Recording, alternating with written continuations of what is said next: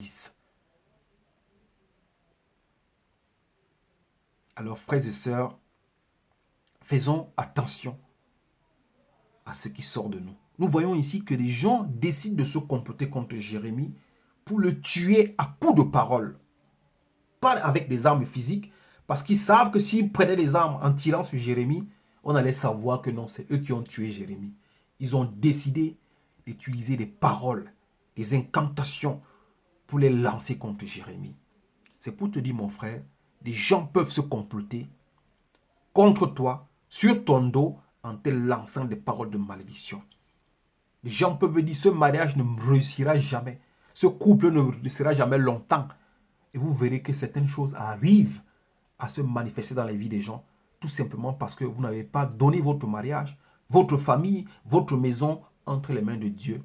Ces gens qui ont l'esprit de la sorcellerie en eux peuvent sortir ces choses de leur bouche et vous lancer ces genres d'armes.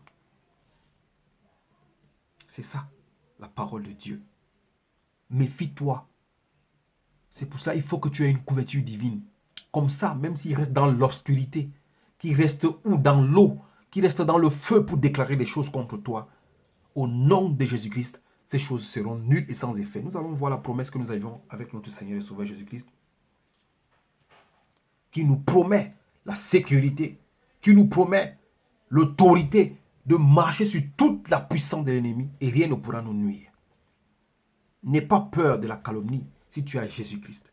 N'aie pas peur de la médisance. N'aie pas peur des paroles impures qu'on utilise dans les réunions mystiques contre toi. N'aie pas peur de ces gens qui vont dans l'obscurité pour mal parler de toi. N'aie pas peur de ceux qui font des plans sataniques pour détruire ta vie, pour détruire ton couple, pour détruire ton mariage. Car tu as Jésus-Christ qui est capable d'anéantir toute parole mauvaise et impure et les rendre sans effet. Job, allons dans le livre de Job. Que Dieu vous bénisse, frères et sœurs. Nous avions Jésus. Nous avions la puissance. Nous anéantissons toute arme qui est forgée contre nous. Et toute langue qui s'élèvera contre nous en justice sera nulle et sans effet. Ça, c'est Ésaïe, le livre d'Ésaïe. Ésaïe qui nous donne cette promesse. Ésaïe 54. Toute langue qui s'élèvera contre nous en justice sera condamnée au nom de Jésus-Christ. Et toute arme qui sera forgée contre nous sera nulle et sans effet. Ésaïe 54. Frères et sœurs, avec Christ, nous sommes plus que des vainqueurs. Avec Christ, nous marchons sur les ennemis. Le livre de Job. Vous voyez, Ézéchiel, je ne sais pas si vous connaissez Ézéchiel, vous avez lu l'histoire d'Ézéchiel dans la Bible. Ézéchiel était rentré dans un gouffre où il n'y avait que des ossements des enfants d'Israël. Et Ézéchiel était un prophète. Et quand Ézéchiel arrive dans le gouffre, c'était l'armée israélite qu'on avait tué, des soldats israélites qu'on avait tués. Et Dieu avait conduit Ézéchiel dans ce gouffre où on les avait jetés, les ossements et tout cela. Et Dieu a demandé à Ézéchiel, que vois-tu? Ézéchiel dit des ossements desséchés. C'était des ossements déjà desséchés. Mais Ézéchiel dit à Dieu, mais je sais que tu es capable de leur donner la vie. Dieu l'a dit à Ézéchiel, comme tu as foi en moi, souffle maintenant de ta bouche sur ces ossements desséchés. Et Ézéchiel, qui était un prophète de Dieu, qui avait foi en Dieu, a soufflé au nom de Jésus-Christ sur les ossements desséchés. Et on dit, ces ossements ont commencé à prendre la chair. Et ces soldats se sont relevés.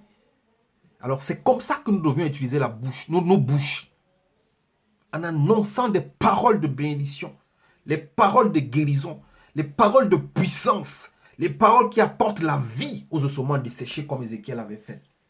On dit ces ossements ont commencé à se rassembler. Ézéchiel a eu peur. Et pourtant, il a eu foi en Dieu. Dieu lui a demandé, crois-tu que je peux donner la vie à ces ossements? Ézéchiel a dit oui. Et Dieu a dit, souffle donc sur ces ossements. Et les ossements ont commencé à prendre la vie. Ils sont devenus des soldats qui sont allés combattre pour Israël. Mon frère, ma soeur, utilise ta bouche comme une arme de vérité, de justice et d'amour. Une arme de guérison, une arme de bénédiction. Et Dieu te sera agréable. Job 5, verset 21 nous dit, frères et sœurs, Job 5, verset 21, tu seras à l'abri des fléaux de la langue. Tu n'auras pas peur quand viendra la dévastation. Mon frère, ma soeur, voilà notre verset. Après Proverbe 16, Jérémie 18, Job 5 nous dit, tu seras à l'abri des fléaux de la langue. Ça veut dire que de la langue peuvent sortir des fléaux. Nous voyons chez nous, chez les Bassa, par la bouche, quelqu'un peut te lancer le mousson. Quelqu'un peut te lancer le poison pendant que vous discutez, pendant que vous êtes en train de parler, pendant que vous êtes en train de vous chamailler. De sa bouche sort un poison mortel qui te tue. Quelqu'un peut te lancer la gale.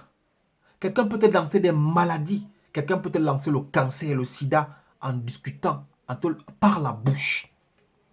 En déclarant des choses par la bouche, quelqu'un peut te lancer des maladies. C'est pour ça que la parole de Dieu dit ici, tu seras à l'abri des fléaux de la langue. De ta langue peuvent sortir des fléaux mortels. Quelqu'un peut te lancer le coronavirus par sa langue. Et déjà, nous savions que le coronavirus se contamine par de la salive.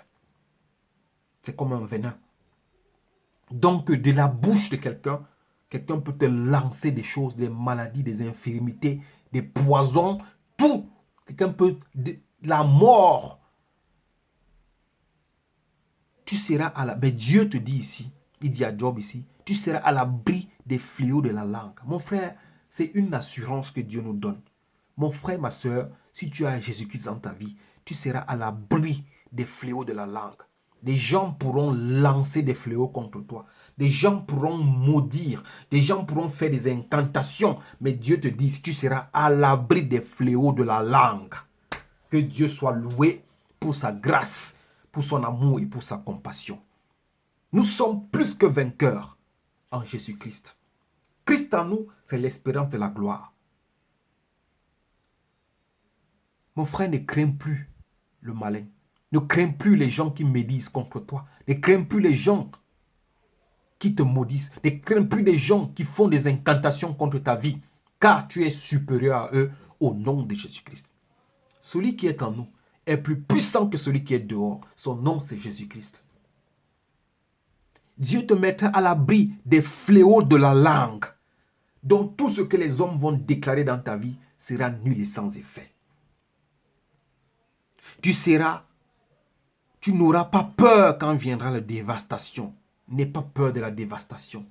N'aie pas peur des défis que tes ennemis te lancent. Ce n'est pas toi qui vas en défi, c'est eux qui te mettent en défi. En disant, nous verrons ce qu'il sera, nous verrons ce qu'il deviendra, nous verrons où il ira. Mais ne rentre pas dans les défis. Mais toi, tu ne devrais pas avoir peur quand viendront la dévastation. Car Dieu te met à l'abri des fléaux de la langue de tes ennemis, visibles et invisibles. Que Dieu te bénisse, mon frère, toi qui écoutes ce message.